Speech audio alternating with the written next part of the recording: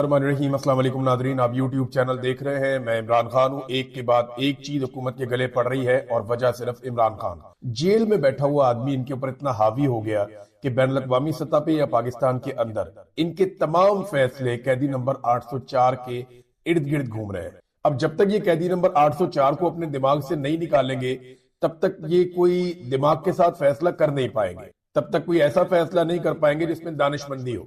मिसाल के तौर पे वादिये तीरा वाला जो ऑपरेशन है वो भी इनके गले पड़ गया। आज आप पाकिस्तान में कोई इलेक्शन, कोई सर्वे करवा ले, पाकिस्तान की एस्टेब्लिशमेंट की औकात 5% भी नहीं रह गई। ये इमरान खान ने करके दिखा। आसमा जहांगीर कितनी कोशिश की, नहीं कर पाई।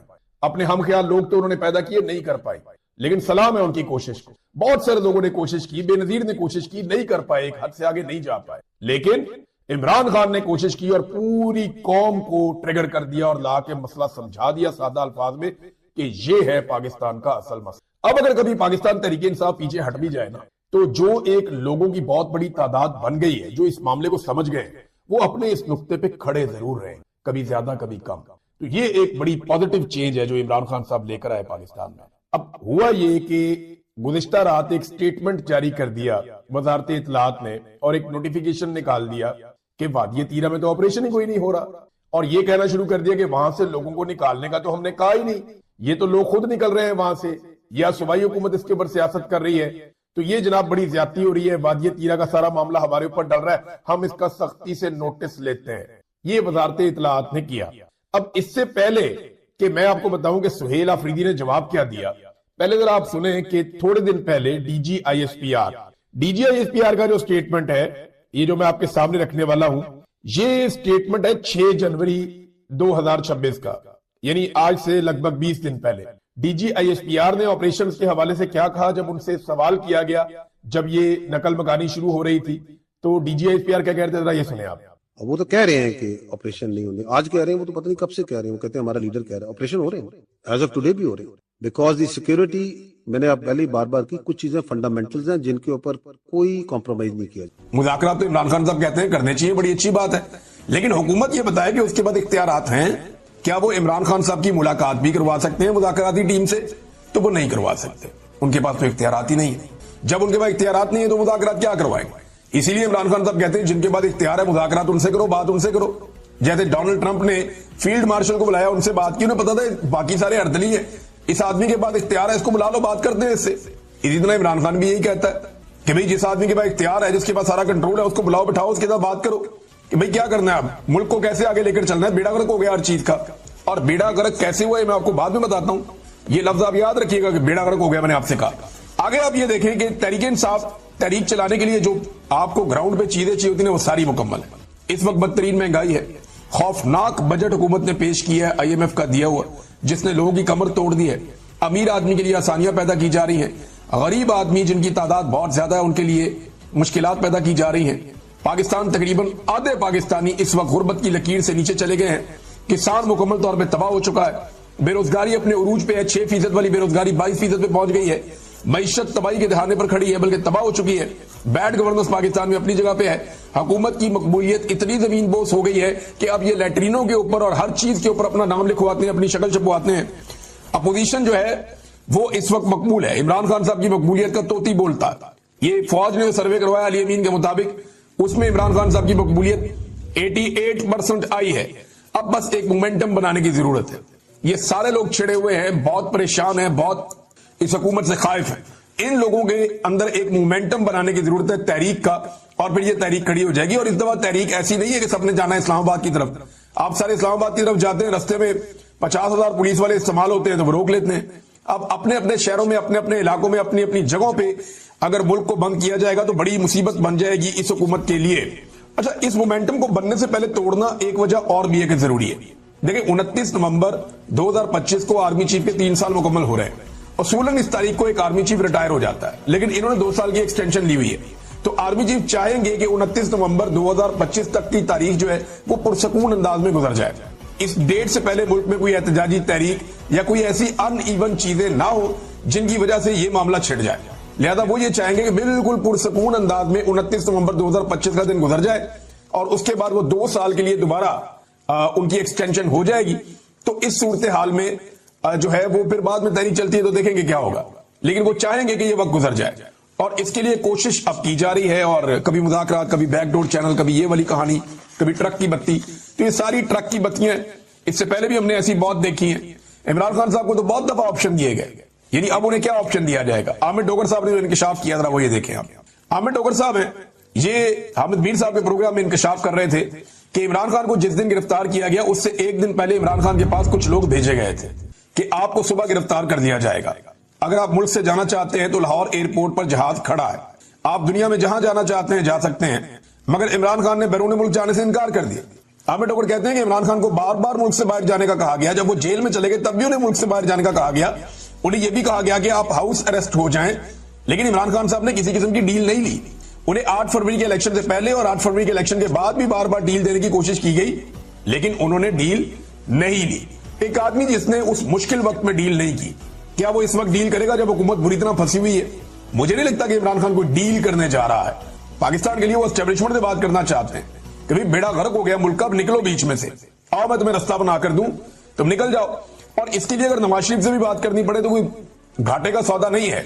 एक दफा फौज को सियासत से निकाल दें तो पाकिस्तान आगे बढ़ सकता है, इसके अलावा और कोई रास्ता नहीं है। नाज़रीन, मैं आपको कह रहा था ना कि तबाही फेर दी है, अब वो चीज मैं आपके सामने रखने जा रहा हूं कि किन चीजों को मैं ये कह रहा था कि बुरी तरह पाकिस्तान में तबाही फेरी गई है।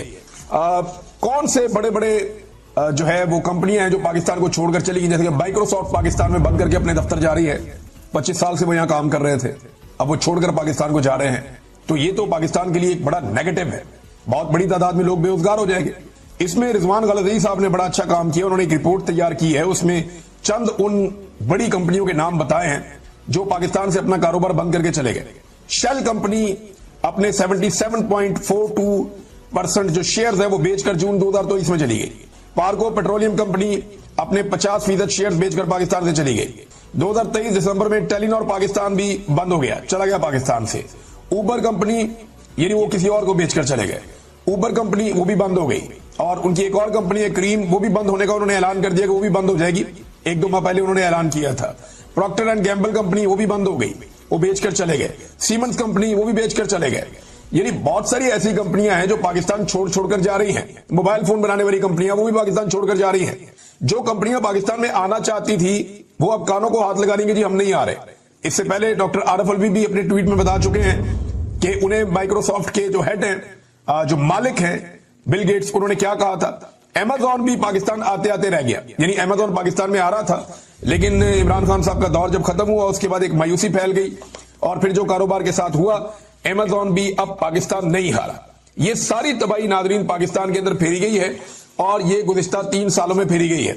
नादरीन, इस वक्त जो सबसे अहम मामला है वो एक्सटेंशन का है, और जब तक एक्सटेंशन मुकम्मल नहीं हो जाती किसी किस्म का एडवेंचर पाकिस्तान में नहीं होना चाहिए। और ये बहुत जरूरी है कि तमाम आवाजें खामोश रहे, एक्सटेंशन के रास्ते में कोई रुकावट ना आए। देखिए, आर्मी चीफ को एक्सटेंशन लेने के लिए 2 जगहों पे लोगों को खुश रखना पड़ेगा। नंबर 1, मौजूदा हुक्मरानों को हाथ में रखना पड़ेगा ताकि किसी किस्म की कबाहत ना आए, यानी वो सारी पॉलिटिकल पार्टीज जो पीडीएम का हिस्सा थी और जो इमरान खान के खिलाफ हैं। 2 ही किस्म की पार्टियां पाकिस्तान में रह गई हैं, एक जो प्रो इमरान है और दूसरी जो है वो एंटी इमरान है। इमरान खान इतनी बड़ी पॉलिटिकल एंटिटी बन गए हैं कि अब या तो आप उसके खिलाफ हो सकते हैं या आप उसके हक में हो सकते हैं। तीसरा ऑप्शन तो पाकिस्तान में अब दिखाई नहीं देता। तो इस वक्त सबसे इंपॉर्टेंट, क्योंकि एक्सटेंशन है, तो उन लोगों को खुश रखना, वो पॉलिटिकल पार्टीज जो इमरान खान के एंटी हैं, ताकि जो एक्सटेंशन है उसका टाइम मुकम्मल हो जाए। और ये नवंबर के इख्तिताम तक ये करना पड़ेगा। दूसरा, जो बैरूनी आका है पाकिस्तान के, जिनके इशारों पर पाकिस्तान की मिलिट्री एस्टेब्लिशमेंट हमेशा से अपने फैसले करती है और अपनी पॉलिसीज बनाती है। मिसाल के तौर पे कभी कहते हैं कि ये मुजाहिदीन है, फिर कहते हैं नहीं ये दहशतगर्द हैं, फिर दोबारा कहते हैं नहीं ये मुजाहिदीन है, फिर कहते हैं नहीं ये तो दहशतगर्द है, फिर कहते हैं जी हमने इनको लाकर बसाना है, तो बड़े अच्छे लोग हैं, हमारे हमवतन है, और फिर कहते हैं जी इन्हें कुचलना पड़ेगा, इनके खिलाफ एक और मिलिट्री ऑपरेशन करना। सबसे जो ताकतवर आवाज है वो इमरान खान साहब की है, तो उन्हें काबू रखना बहुत जरूरी है। तो उसके लिए एक तो ये है कि तोशाखाना 2 का जो केस है उसे 27 नवंबर तक पहुंचा दिया गया, यानी 29 नवंबर को नया आर्मी चीफ आता है नॉर्मली, लेकिन 27 नवंबर तक जानबूझकर पहुंचा दिया गया ताकि कोई कबाहत ना रहे। वैसे भी 27 को जज कह सकता है तबीयत ठीक नहीं है या वो ट्रैफिक जैम है, कुछ भी। पाकिस्तान में छोटे मोटे बहाने से भी 2-4 दिन निकल जाते हैं और जरूरत पड़ी तो इसको मजीद लंबा भी किया जा सकता है। دیکھیں اب جو GHQ حملہ کیس ہے اس حوالے سے یا جو 9 مئی کے مقدمات ہیں ان کیسز کو بھی ویڈیو لنک کے ذریعے سماعت کی جائے گی. پنجاب نے اس کی منظوری دے دی ہے اور یعنی کوئی اگر رستہ ہے عمران خان صاحب کی آواز باہر آنے کا تو اسے بند کیا گیا اور کوشش یہ کی جا رہی ہے کہ ایکسٹینشن کے معاملات خیر و عافیت کے ساتھ مکمل ہو جائیں. حالانکہ کچھ ٹاؤٹس گلا پھاڑ کے بار بار یہ کہہ رہے ہیں کہ جی ایکسٹینشن تو ہو چکی ہے, اب تو مدت ملازمت 5 سال, لہذا 5 سال کے لیے یہ والا آرمی چیف رہے گا اور نیکسٹ آرمی چیف جو آئے گا وہ بھی 5 سال کے لیے آئے گا, اور اگر اسی آرمی چیف کو ایک اور ایکسٹینشن ملتی ہے تو اس آرمی چیف کے ٹوٹل 10 سال ہو جائیں گے. چلے دیکھتے ہیں کتنے سال ہوتے ہیں کتنے نہیں ہوتے ہیں تو میرا رب جانتا ہے. خواجہ آصف نے ایک بات کہی کہ ملک نیازی لاء کے تحت نہیں چل سکتا. وزیر دفاع ہیں پاکستان کے, یہ عمران خان صاحب کی اس بات کا جواب ہے جہاں عمران خان صاحب کہتے ہیں کہ ملک عاصم لاء کے تحت نہیں چل سکتا. تو اب اس کا جواب دے رہے ہیں خواجہ آصف کہ وہ نیازی لاء انہوں نے ایک متعارف کروا دی ٹرمنالوجی, لیکن ملک کو جو ہے وہ چلانا ہے وہ تو آئین اور قانون کے مطابق چلانا ہے, کسی اور کا لا تو اس ملک میں چلے گا نہیں. جب تک ملک آئین اور قانون کے مطابق نہیں چلے گا ملک آگے بڑھے گا نہیں, اور یہی پاکستان کا مستقبل ہے. یہ بات خواجہ آصف کو بھی پتا ہے, نواز شریف کو بھی پتا ہے. نواز شریف تو ویسے گھوڑے بیچ کر سو گئے ہیں, بالکل خاموش ہیں. بھائی کو وزیر اعظم بنوا لیا, بیٹی کو وزیر اعلیٰ بنوا لیا, خود جو ہے وہ انجوائے کر رہے ہیں, لیکن میاں صاحب کی سیاست برباد ہو گئی ہے. یہ ایک تکلیف ان کے اندر ہمیشہ موجود رہے گی. ایک اور بیانیہ ناظرین بڑا انٹرسٹنگ ہے اور یہ بھی ایک ٹاؤٹ کے ذریعے کہلوایا گیا.